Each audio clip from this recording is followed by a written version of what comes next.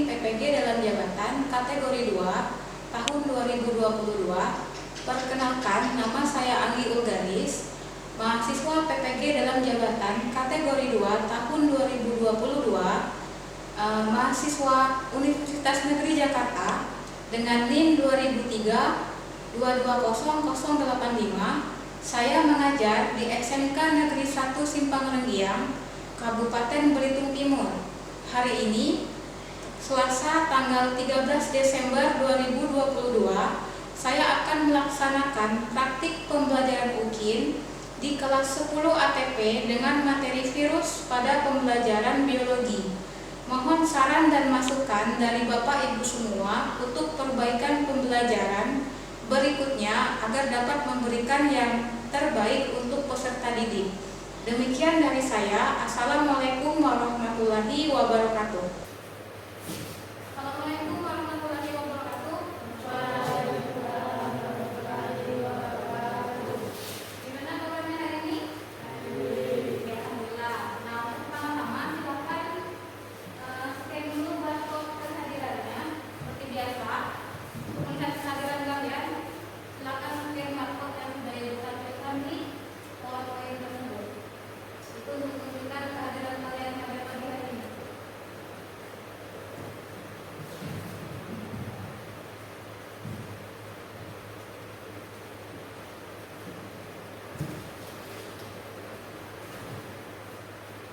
Jangan lupa diisikan nama lengkap dan jurusannya.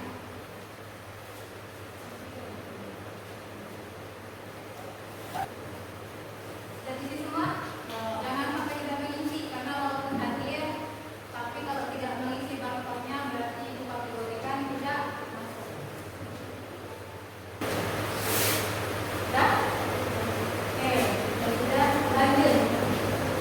Nah, untuk tahap selanjutnya, mari kita berdoa bersama dulu. Ketua kelasnya silakan maju ke depan untuk memimpin doa. Kepada ketua kelasnya silakan memimpin doa dulu, biar kita diberikan kemudahan dan kelapangan dalam mempelajari materi hari ini. Silakan ketua kelasnya. Doa mulai.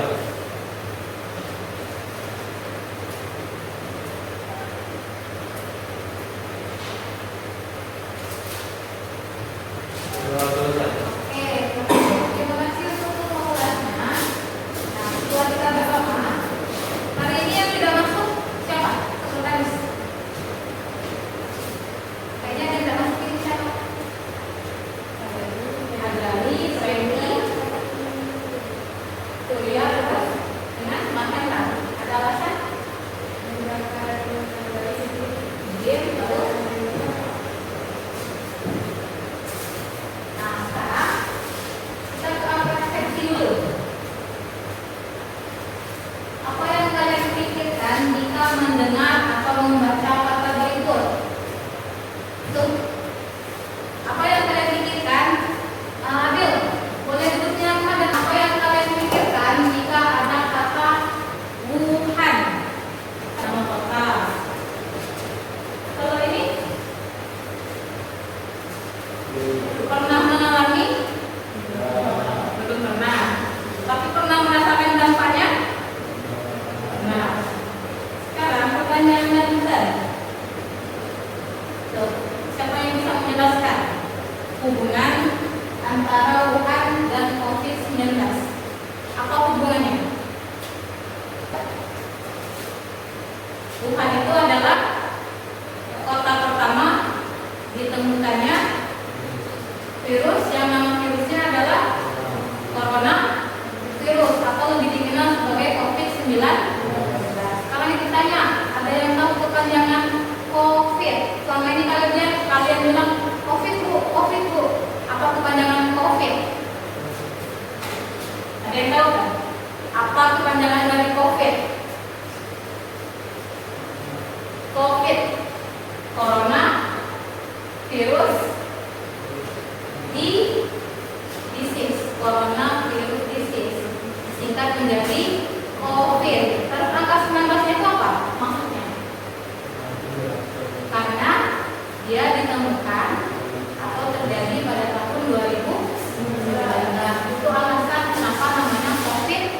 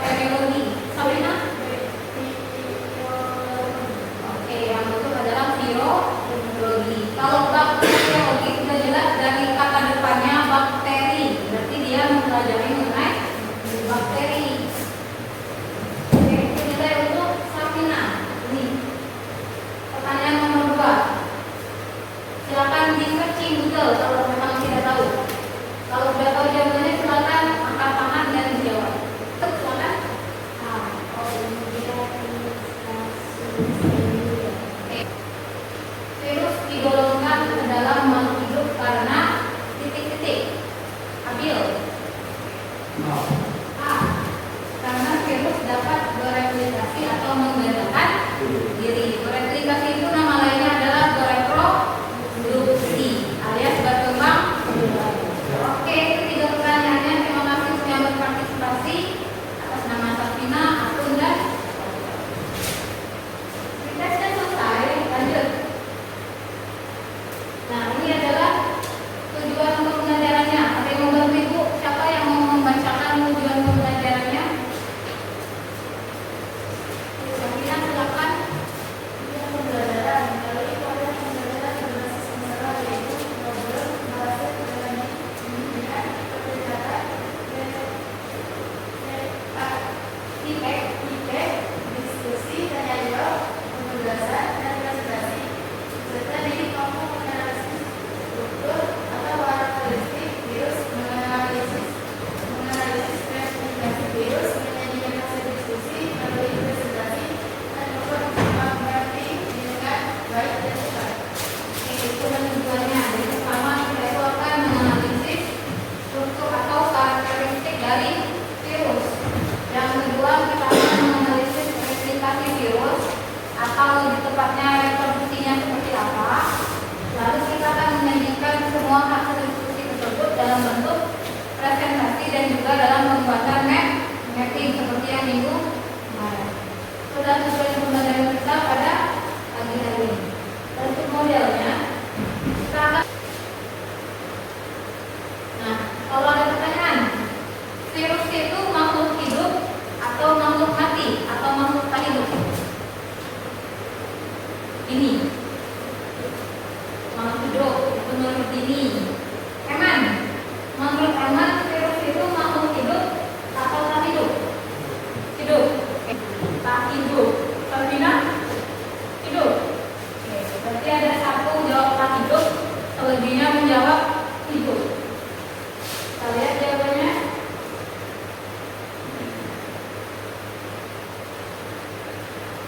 Virus itu tergolong peralihan antara makhluk hidup dan tak hidup. Jadi dia itu dikatakan hidup, tapi sebenarnya tidak hidup. Dikatakan tidak hidup, tapi sebenarnya hidup. Paham? Maksudnya gimana, Bu? Karena dia merupakan transisi antara benda mati. Kalau benda mati kan dapat dikristalkan. Kalau kita manusia bisa dikristalkan? Tidak bisa. Makanya kita tergolong makhluk hidup. Dan makhluk hidup itu memiliki materi genetik. Jadi virus itu juga punya materi genetik seperti kita. Makanya dia digolongkan makhluk hidup. Tapi karena bisa dikristalkan, dia juga dibilang makhluk atau benda mati. Makanya dia digolongkan sebagai metaorganisme. Metaorganisme itu artinya peralihan dari makhluk hidup ke makhluk tak hidup. Jadi kalau ada yang jawab dia makhluk hidup. Nah, sekarang simpang pertanyaannya. Perhatikan gambar berikut. Silakan perhatikan gambar berikut. Kalau ditanya, itu kira-kira gambar apa? Gambar virus. Oke. Cantik tidak? Cantik tidak virusnya? Cantik. Tapi tidak identik dengan gambarnya. Nah, sekarang dari gambar tersebut Ibu minta kalian membuat 4 rumusan permasalahan dari gambar virus yang tadi kalian katakan gambarnya cantik walaupun gambarnya tidak menguntungkan. Silakan buat 4 rumusan permasalahan. Siapa yang mau mulai pertama? Rumusan masalah pertama.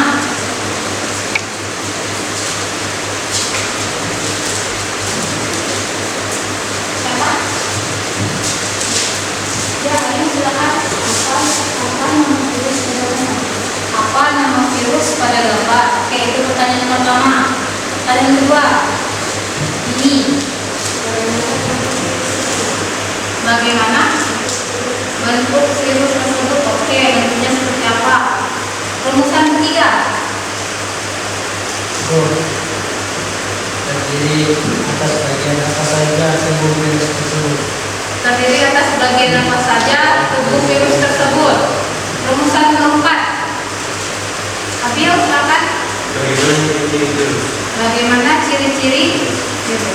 Oke, berarti kalau kita katakan akan ada 4 pertanyaan. Pertama, apa nama virus pada gambar tersebut? Lalu bagaimana bentuk virus tersebut?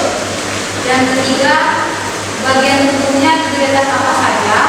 Dan terakhir, bagaimanakah ciri-ciri virus? Untuk menjawab pertanyaan ini, baru kita bisa jawab setelah mempelajari bagian pendalaman materi virus. Silakan dicermati.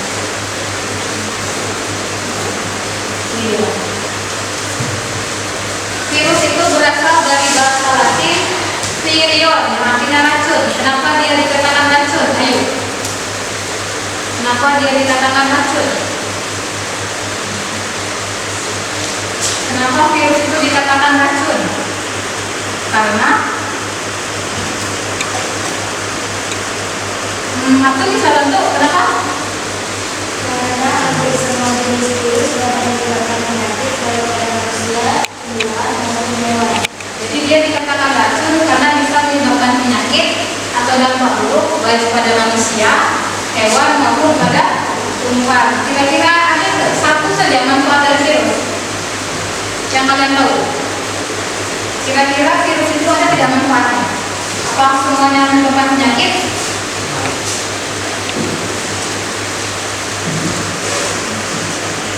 Nah, terus virus itu berukuran sangat kecil sehingga untuk melihatnya diperlukan yang namanya mikroskop elektron. Terus bila dibandingkan dengan bakteri ukuran, nah terus virus itu berukuran sangat kecil sehingga untuk melihatnya diperlukan yang namanya mikroskop elektron. Terus bila dibandingkan dengan bakteri, ukuran virus itu jauh lebih kecil daripada bakteri. Jadi bakteri aja susah dilihat atau tidak bisa dilihat, apalagi virus. Ya. Lalu ukuran virus itu sangat beragam. Nah, sekarang ditanya, siapa sejarawan yang pertama kali menemukan virus? Virus itu jauh lebih kecil daripada bakteri. Jadi bakteri namanya Adolf Meyer. Dia adalah seorang ilmuwan berasal dari Jerman. Jadi dia yang pertama kali menemukan virus pada tanaman tembakau. Nah, sekarang sifat virus. Jadi hingga saat ini penggolongan virus itu sebagai benda hidup ataupun tak hidup masih belum pasti. Jadi dia bisa dikatakan hidup, tapi juga bisa dikatakan tidak hidup, seperti yang tadi dikatakan.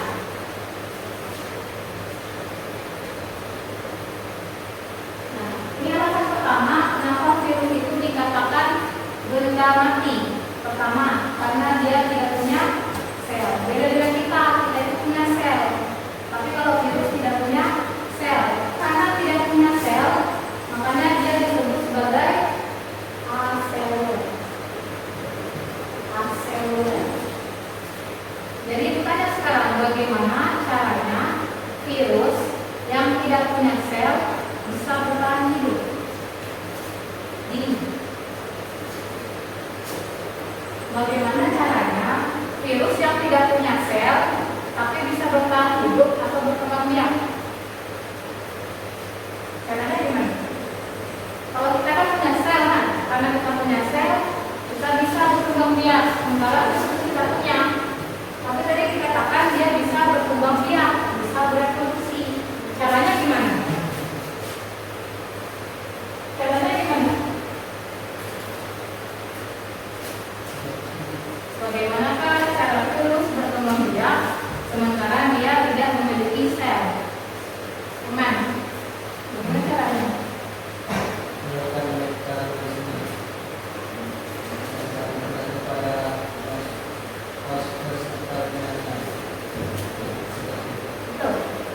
Yang pertamanya kurang tepat, tapi yang keduanya agak benar. Jadi cara dia bertahan hidup adalah dengan cara menginfeksi yang namanya inang atau spes. Contoh, misalnya dia menginfeksi tubuh kita, dalam tubuh kita dia bisa bereproduksi atau bereplikasi. Intinya virus itu bisa hidup dalam sel banyak sifatnya hidup. Kalau yang bertanya, virus bisa tidak berkembang biak tapi pada bangkai? Bangkai itu hidup atau tak hidup? Bangkai itu hidup atau tak hidup? Tak hidup. Kira-kira virus bisa tidak berkembang biak pada bangkai? Tidak? Tidak bisa karena dia butuh jaringan hidup untuk bisa hidup. Oke. Ciri yang kedua, ini tadi dikatakan, virus hanya dapat memperbanyak diri pada makhluk hidup, artinya pada benda mati, pada bangkai dia tidak bisa memperbanyak diri. Contohnya pada embrio ayam. Jadi kalau mau praktek bisa dimasukkan virusnya ke dalam embrio ayam yang masih hidup. Nanti dalam embrio tersebut akan berkembang biak virus yang kita lihat. Ini contohnya kalau mau praktek.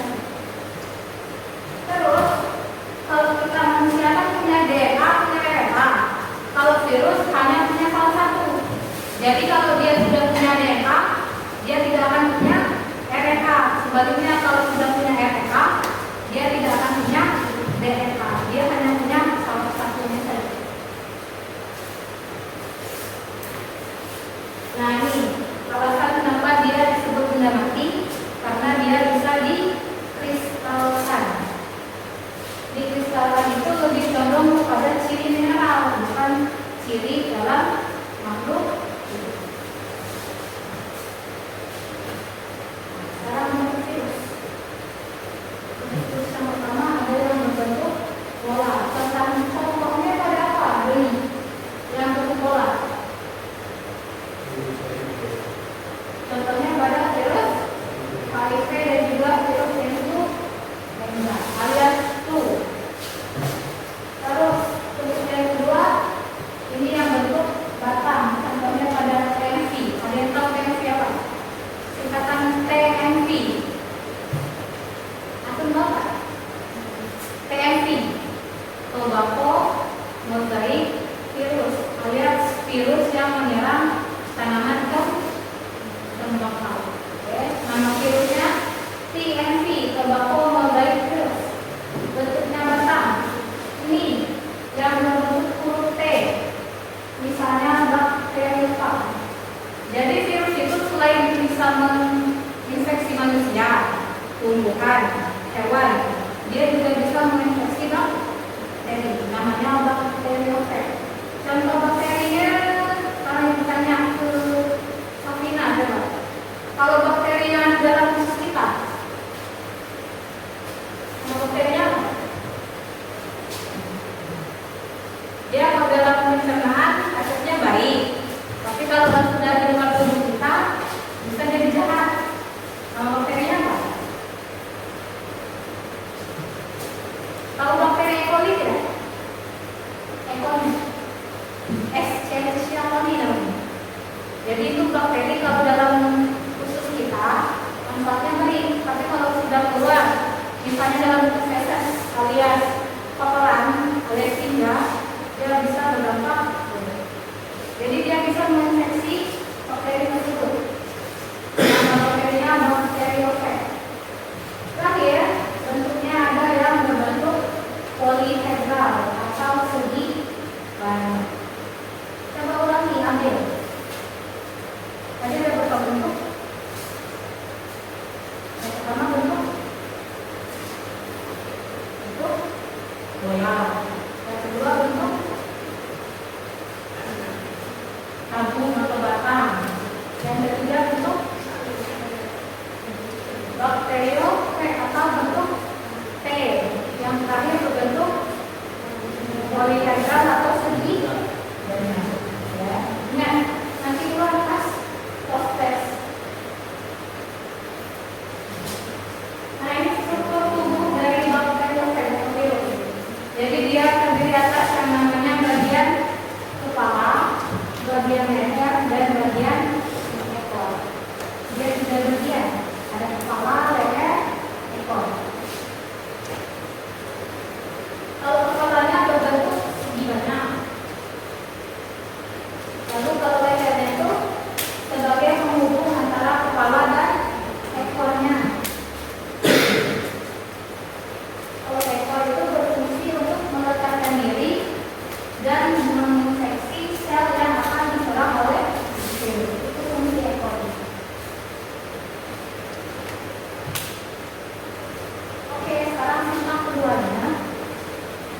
keduanya itu adalah mengorganisasikan peserta didik belajar. Jadi kita ke dalam kelompok kan, ini untuk kelompok satu, ini kelompok dua, ini kelompok tiga. Oke.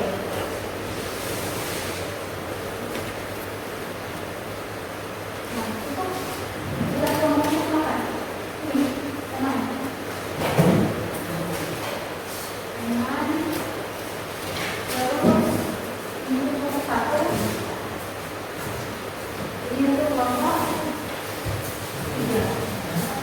Silakan kerjakan KPD yang masing-masing. Dan seperti biasa kita dalam bentuk mapping.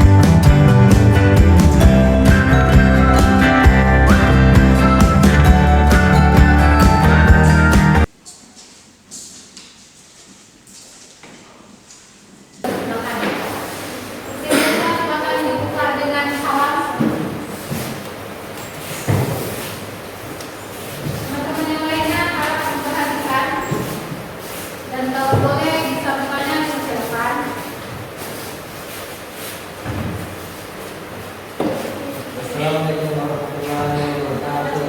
Kenapa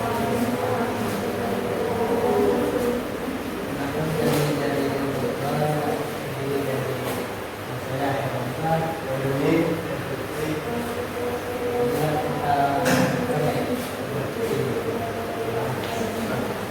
satu masuk tahapan mengambil pada saat enam.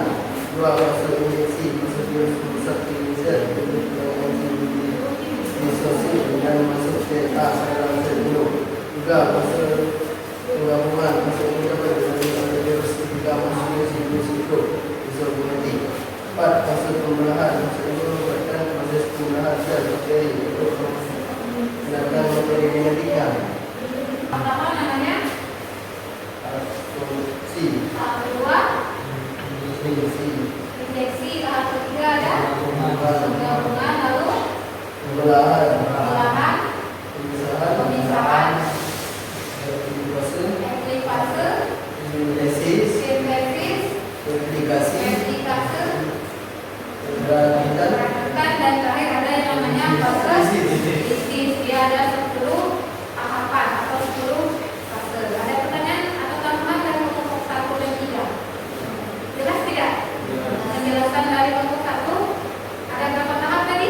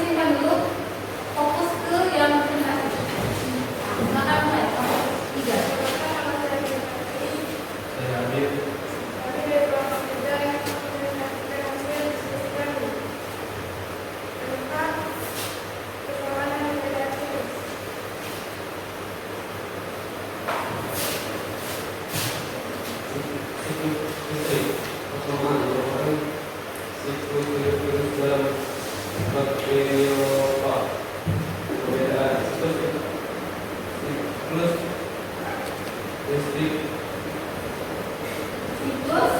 kritik.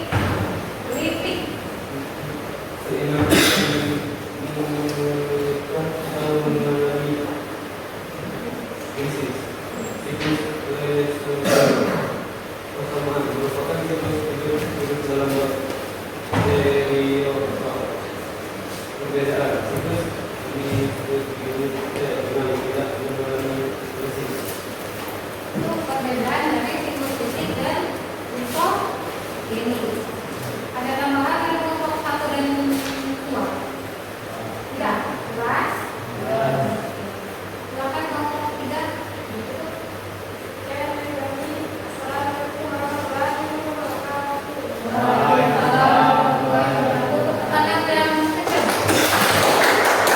Yang kalian bacakan atau kalian presentasikan itu adalah dua daur atau dua siklus dalam yang namanya replikasi virus. Replikasi itu tadi nama lainnya apa?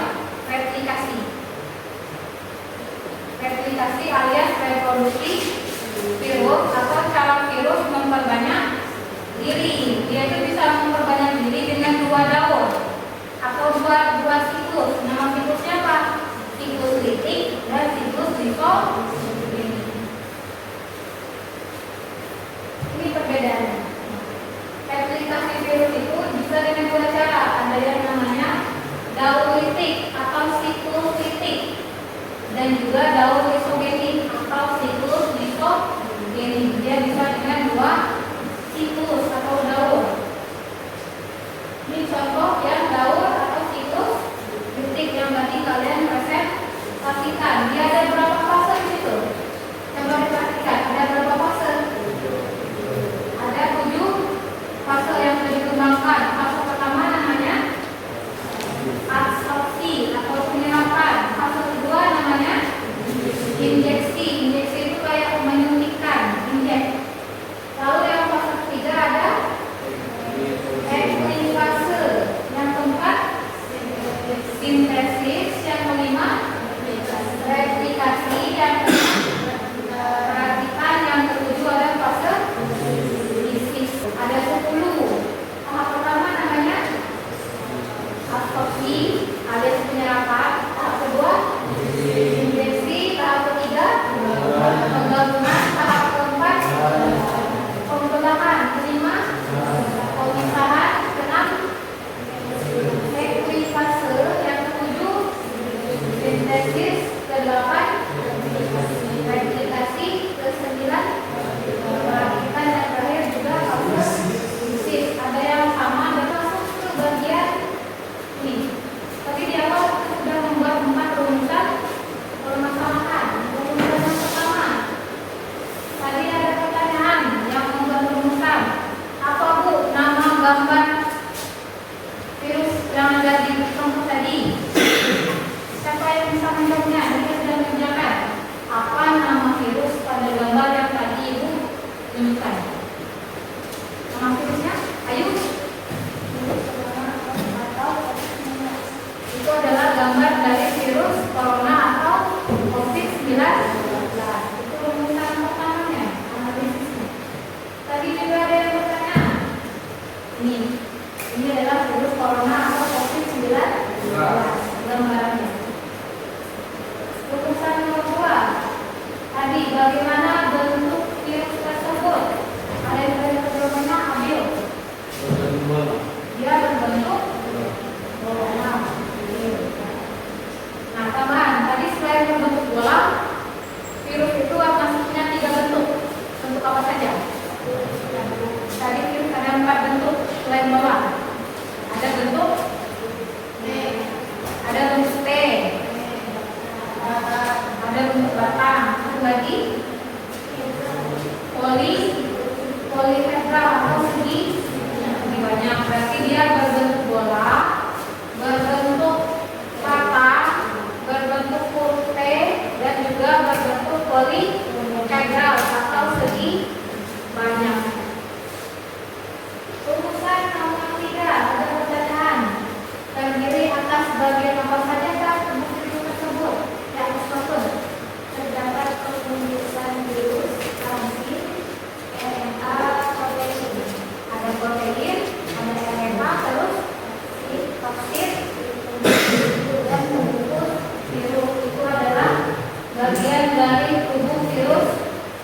sakit.